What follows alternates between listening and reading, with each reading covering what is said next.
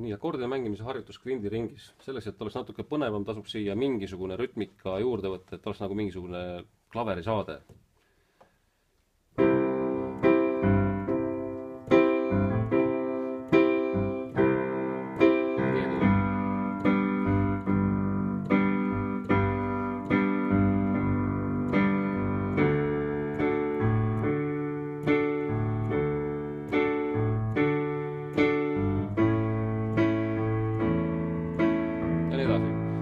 Nüüd ma mängisin igat akordi 8 korda, ehk siis 2 takti. Nüüd edasi sa võid seda nagu kiiremini mängida, et võib-olla ühte akordi 1 takt.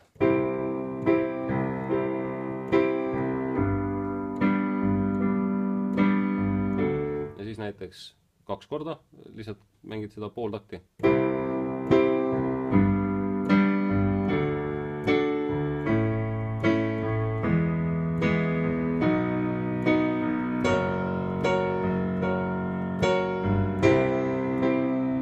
Tekib nagu mingi loo harmoonia, et põhimõtteliselt oleks siia võimalik mingisugune lugu näiteks peale pookida.